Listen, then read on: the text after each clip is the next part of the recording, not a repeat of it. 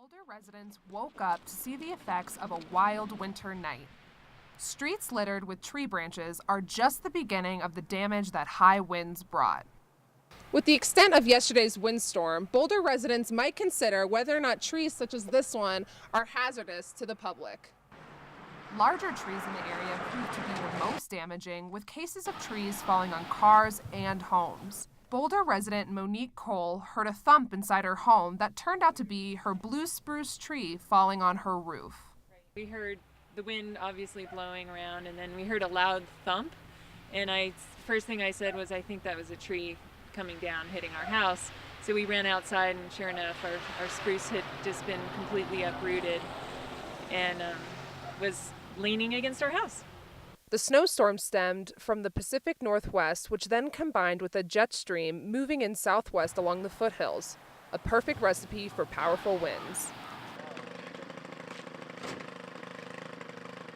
Snow gets so heavy on the tree limbs and it breaks some more and everything, so you just have to definitely keep the maintain up and everything. Although Boulder has experienced warmer temperatures, it's clear after last night winter still has a ways to go. Meredith Shedden, NewsTeam Boulder. Here I pay $7.60. So we pay like $8.29 a person. We pay $7.60 a month. I pay $7.30. $7.60 a month. We pay about $8.60. Rent prices on University Hill are high and getting higher. I think our downstairs is $7.80, and then there's going up $50 a person too. The University Townhouse apartment complex is comprised of many different units owned by many different property management companies, some larger than others. I think every apartment is owned by like a different person. We have 4-Star as our people. 4-Star on the Hill is our like owner. 4-Star on the Hill in Boulder is just one of many companies that leases properties out to students. And even though they admit to how expensive the market has become in recent years, they do think that this trend will be a short-lived one. Once we can absorb the new housing that's come on the market and the new luxury stuff, in 3 or 4 years, maybe they'll understand that they can't get that $1,200 per bed. With many students moving off campus each year and many more finding property on the Hill, it seems that students are fed up with the price increases. A lot of people do complain just because prices keep going up every year and it's kind of getting ridiculous. I don't think for the house that we live in, it's not extremely nice, and I know a lot of people have nicer places that just live on 28th Street or something, and they pay way less, about half the price that we pay. Talking to a lot of my friends, they pay over $800. With utilities and stuff, it can be $60 more a month, but I'd say it's definitely worth it. I think it's pretty pricey, but I mean, from what I've heard from around Boulder, that's kind of like the norm. With the addition of many new luxurious living properties, like the one behind me, many students are paying upwards of $800 to $1,000 per month to live there. But the question remains, why do so many students pay so much for rent when they could pay half as much living in a different area? It's so close to class, it's about a 10-minute walk to class. 2 blocks from campus. So you can walk everywhere. I think it's mainly location, and it's kind of the hype of the hill. Like, there's a whole bunch of stuff around here. There's a whole bunch of restaurants, a little bit of shopping. It's pretty close to Pearl. It's not that far from campus, so kind of those factors. The students have spoken, and even with the high cost of rent on the Hill, the reason remains the same. Location, location, location. Kai Cummings, NewsTeam Boulder.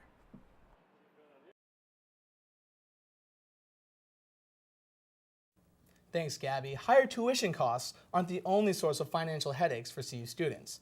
As we all know, the standard of living in Boulder ranges from luxurious homes to far more affordable student housing. But what happens when affordable student housing becomes unaffordable? Here I pay $7.60. For more information regarding affordable housing in Boulder, visit the Division of Housing section at www.bouldercolorado.gov. We know that Boulder is a very politically minded town. Well, that's absolutely right. And up next, we'll take a look at the Republican side of things on this side of the Flatirons.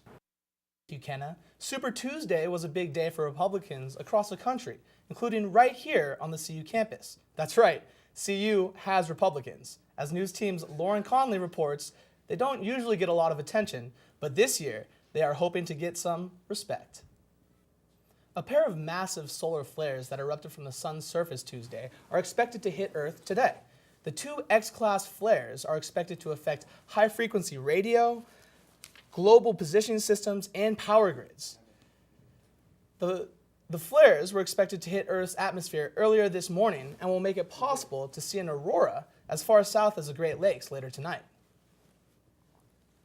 And up next, we have an update of the weather with our weatherman, John Michael Tomzak.